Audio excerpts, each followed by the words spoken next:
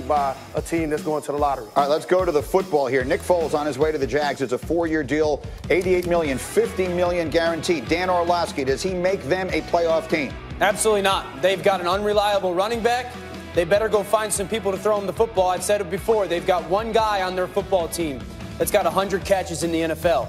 And so maybe there's some young talent there, but don't expect the same Nick Foles that had Alshon Jeffrey and Al Galar and Ertz and that dominant offensive line and run game and big-time defense. So better, certainly, he helps that offensive line, but this is not a playoff football team right now. Terrell Suggs played his entire career with the Ravens, and now he is going to Arizona. 1 year, $7 million. Hard to imagine him playing anywhere but Baltimore. He had 132 and a half career sacks. Is he a difference maker in Arizona, Dan Orlovsky? Absolutely. They've already got Chandler Jones outside of him. And so you're looking at a defense that really struggled to get home last year. Suggs can still rush the quarterback. So situationally, third downs, red zones, that's when you're going to use Terrell Suggs. And so you're still going to look at drafting some help outside, but Suggs is still an impactful player. The team on a spending spree is the Jets. A number of big moves, including signing linebacker C.J. Mosley. Shefty says it's 5 years, $85 million, $51 million guaranteed. They've made a bunch of other moves as well. Dan Graziano, what do you make of the Jets spending all this money? Well, as I said earlier, the GM's spending cap space as if his job depends on it, which it probably does. Look, the Jets have a lot to do to build a team around a young quarterback in Sam Darnold. It really helps them that they believe in that quarterback long-term, makes a lot of other decisions easier. But a move like C.J. Mosley is just about throwing money at a guy until he says yes. Obviously, they expect him to be a leader on that defense. And the guy that they appear to still be in it on is Le'Veon Bell. Despite all the action yesterday, we've not seen a deal done for Bell, who sat out all of last year after not wanting to play for the Steelers on a franchise tag. And he's sort of keeping his fans up to date on everything on social media. Yesterday, he tweeted, "I'm so torn right now. Decisions." Now, Dan Orlovsky, let's take this to the table here. You and I talked about it earlier. He may be saying that as though he's trying to send out the message to everybody, oh, I've got a million options. Everyone's offering me all the money in the world. Yeah. But maybe the reality is the opposite of that. Well, you've had an extended period of time to know that this situation was coming. And this is not like 32 teams were going to be in the mix. There was only a certain amount of teams that are going to be able to afford Le'Veon Bell. And so you've had all this time leading up to this moment. How could you be that torn still?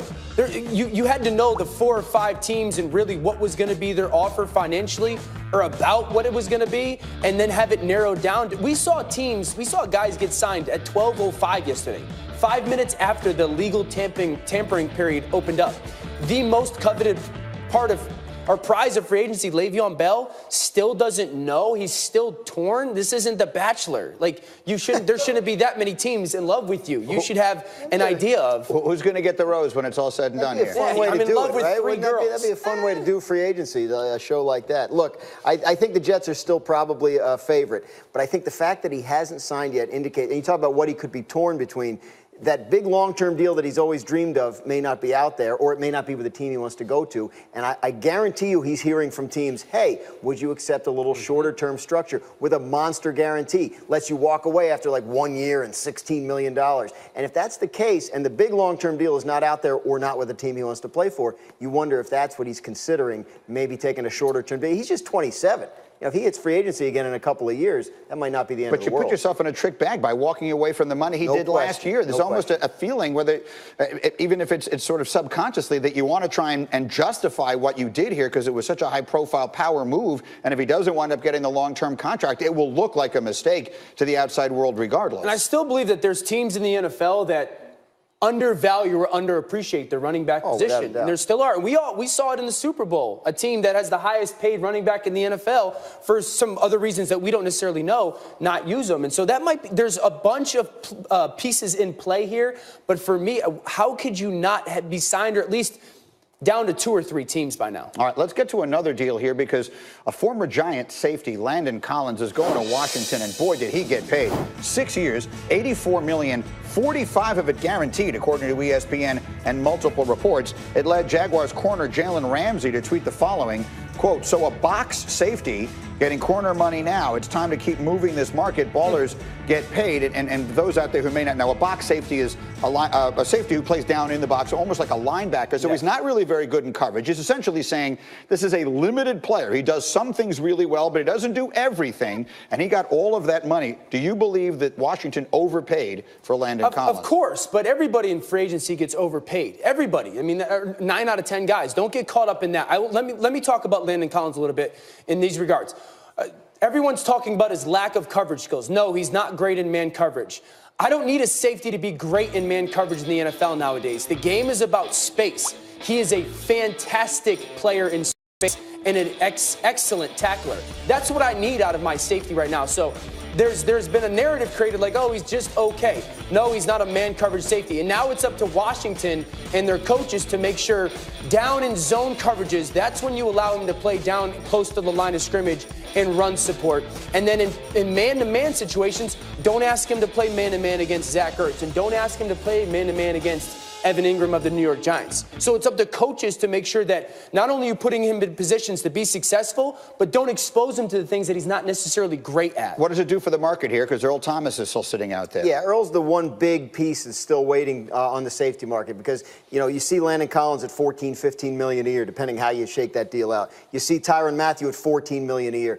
Earl should land somewhere in that zone. So once he moves, you'll see the others, you know, guys like Adrian Amos from the Bears, to Sean Gibson, who just got cut from the Jaguars. There are a lot of safeties out there, but Earl is the big one that I think is the one remaining guy who gets that huge, huge deal along these same kind of lines. I'm a huge fan of Landon Collins, and I'm delighted to see any player get paid as much money as they possibly can. But that one took me by surprise. I will tell you that contract took me by surprise. It's the Redskins. Again, they'll pay anybody. Maybe that's the part of it that shouldn't surprise you. Could have kept him for $11 million down the franchise tag, and they let him go. I mean, it turns out he's a worth good a lot more player, than and that. the Giants, no one has informed them that the legal tampering period has begun, at least not obviously so. Well, let me get you back to basketball, because yesterday, at the end of the Warriors' ugly loss to the 16-win Phoenix Suns, Steve Kerr reacted to the stuff he had said the night before. He was caught venting, if you will, about Draymond Green on live television. You've seen it. You've heard it. I'm not a lip reader. Yesterday, he was asked about the moment, and here was his explanation. No, the lip reader is wrong.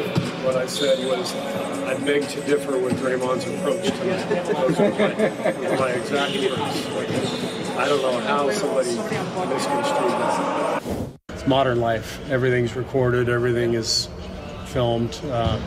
I've decided I'm now going to get a giant laminated board with all of my play calls, and I'm going to turn into an NFL coach from here on out. So, listen, I mean, God bless Steve Kerr. He can make anything funny. And you weren't here yesterday, so I really have been waiting to ask you this question. What did you make of that whole thing? Did you think what Steve got caught on camera saying is indicative of a larger issue in Golden State? Well, yes is actually the answer, but not necessarily because of what happened with Steve. As somebody that grew up in the game and played with 4 years of high school, 3 years in college, 13 years in the NBA, I'm pretty sure every coach that I played for said that about me. I promise. I've said it about you more times than you can count. Absolutely. Now, with that being said, if you have different peaks and valleys with certain players, it's almost like dealing with your kids or a teacher dealing with a classroom. It's going to happen. Now, do I think Draymond's long-term future is in Golden State? No, but not necessarily because of what Steve was saying to Mike Woodson. Do you agree with that? To Mike Brown. I agree to a certain extent, but again, you got to address what's at stake here right now. You know, they're trying to win another NBA title. Right. And Kerr has got to fix that, you know. So I'm sure they've sat down by now and discussed what was said. They got to move on. Well, here's the thing I'm wondering about. Klay Thompson is a free agent. Who knows what he'll do? Maybe he stays there. Kevin Durant, everyone has him out of there. Boogie Cousins, he's not still going to be there. Now you're telling me Draymond isn't going to be there? Who's going to be on the Golden State Warriors next year? The Splash Brothers. And that's it? As long as they have the Splash Brothers, they're going to be able to build around those guys. And you didn't mention a really important guy, Steph Curry. He's really good at basketball. Well, he's not going anywhere. I get that part of it. I understand he's not going anywhere, but everyone else has options. And Draymond Green is the one guy that we figure will be there along with, I mean, those three were the original three. But if you think about it, like, at some point when you have a core group of guys that have won as many championships as they did, covering the Bulls. They changed who they had in their first three-peat versus who they had in their second three-peat. Yes, but no one like Kevin Durant. They didn't change anybody of that caliber. Absolutely. They kept the free agent, the guys who were there through all of it were Jordan and Pippen, and they were the most important ones. But quickly, whatever this rift is, do you believe it winds up biting them in the playoffs? Will it fall apart if they face some adversity in the playoffs? Possibly. I am a person that always said people think the Golden State Warriors have a cakewalk. That is inaccurate. Houston is a legit foe. OKC is a legit foe. They will be taking the 7 games throughout this playoff And listen, series. we all know the playoffs are like peaks and valleys. You got to stay together through the bad times. We'll see if they're able to do it. All right, we'll take a very short break here. We have so much left to do. Football, free agency, the tampering, fast and furious. Who took the biggest gamble? Who needs to make a move? Our NFL superlatives are coming your way. Plus, despite all the action yesterday, still no deal on Le'Veon. Where is he going to wind up? What's he going to get? And what does it all mean? We get into that and more. It's Get Up on ESPN.